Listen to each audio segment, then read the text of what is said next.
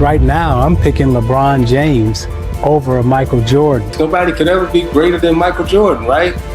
Okay, and then you turn around, but in your era, LeBron James sitting there, he holding every single basketball record. For years, Isiah Thomas has compared basketball legends Michael Jordan and LeBron James, often going as far as saying that LeBron is the greatest player of all time.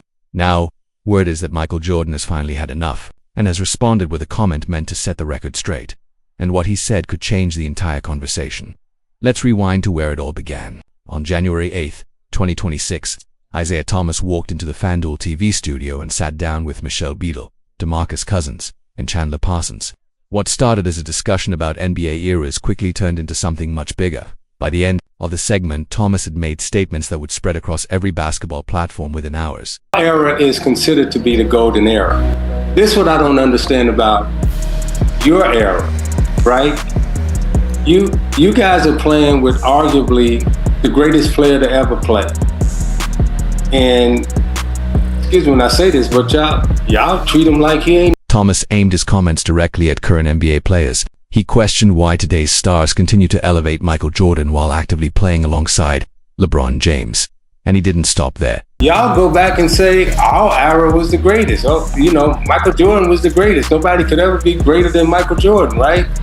Okay, and then you turn around, but in your era, LeBron James sitting there, he holding every single basketball record. I mean, every single one of them. And you're looking at a Kevin Durant and you're looking at a Steph Curry, but then when y'all say who the greatest, y'all talk about the guy that gave you some shoes and, you know, gave you some warm-ups. The references to shoes and warm-ups were clear shots at Jordan's massive Nike empire. Thomas suggested that Jordan's brand power influences opinions more than his actual on-court achievements.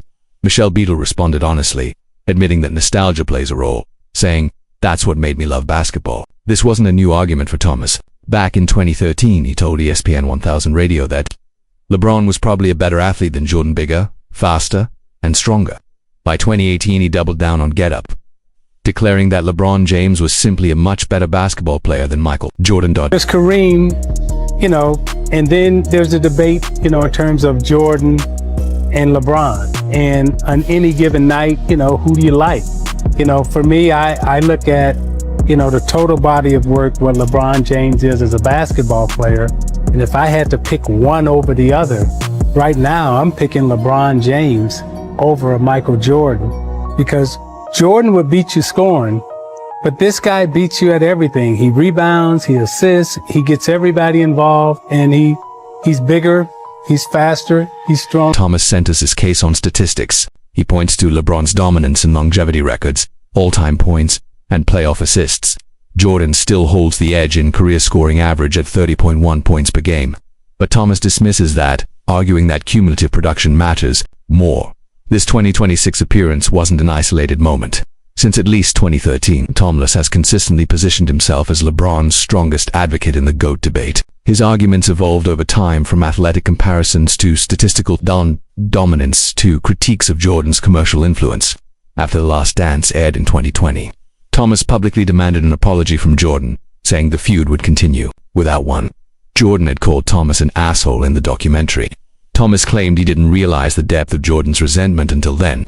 Context matters here. Thomas led the Detroit Pistons to back-to-back championships in 1989 and 1990. His teams eliminated Jordan's Bulls 3 straight years from 1988 to 1990 using the infamous Jordan rules, a defensive strategy designed to physically wear Jordan down. When Chicago finally swept Detroit in the 1991 Eastern Conference Finals, Thomas and several Pistons walked off the court without shaking hands.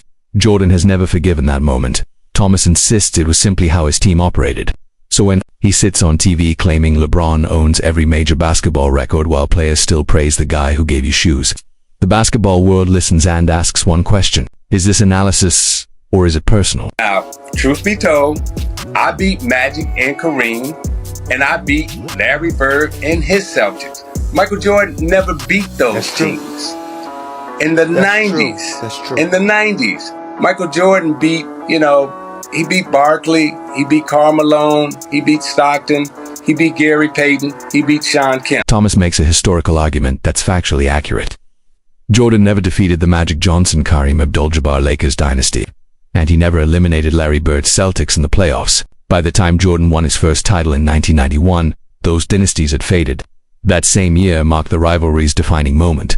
The Bulls swept the Pistons, and Detroit walked off the floor without handshakes. Thomas later admitted it was unsportsmanlike, but said it reflected how they felt at the time. Jordan never forgave it. The Last Dance reignited the feud decades later. Then came 1992 and the Dream Team. Thomas, a two-time champion and 12-time All-Star, was left off the roster. Many believe Jordan played a role, though selectors deny it. Thomas has openly said that exclusion still hurts. Head-to-head numbers add fuel to his argument. Jordan and Thomas faced off 65 times, with Thomas teams winning 36 of those games. In the playoffs, Thomas held a 16-6 advantage.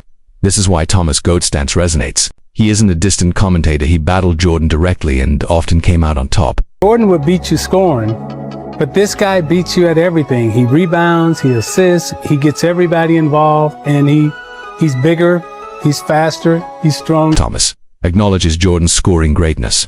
He doesn't deny the 10 scoring titles or the historic averages. His argument is that dominance across multiple categories matters more than excellence in one. The playoff numbers support that framework. LeBron leads all-time in playoff points, games played, assists, and rebounds. Thomas compares this to other sports, where record holders are rarely debated. He questions why basketball is different. Critics respond by pointing to Jordan's per-game dominance, his perfect 6-0 finals record, and advanced metrics that slightly favor Jordan. Thomas knows these counter-arguments exist. He's said, "When I speak facts, people think it's hate." He believes time will eventually settle the debate in LeBron's favor.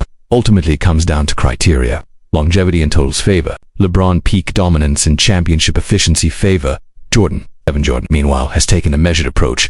He's repeatedly said cross-eye comparisons are unfair. Rules change. Physicality changes. The game evolves. He's praised LeBron publicly, congratulated him on breaking Kareem's scoring record, and even said LeBron could play in any era, but he's never conceded the GOAT title. Jordan has avoided direct engagement with Thomas since The Last Dance. Silence, for Jordan, is strategic. His legacy is fixed. LeBron's is still unfolding. Responding would only elevate the debate. Former teammates like Ron Harper have fired back, telling Thomas to get over it. Jordan himself remains focused on business and philanthropy, letting his resume speak for itself. The debate continues because it forces us to ask how greatness should be measured.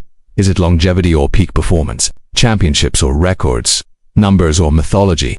Isiah Thomas has made his position clear. He believes the stats favor LeBron. He believes nostalgia clouds judgment. And he believes Jordan's commercial legacy has inflated perception. Whether he's right or whether decades of rivalry have shaped his view is up to each viewer to decide. The data is there. The interpretations will always differ. Click one of the cards on your screen to watch more videos like this.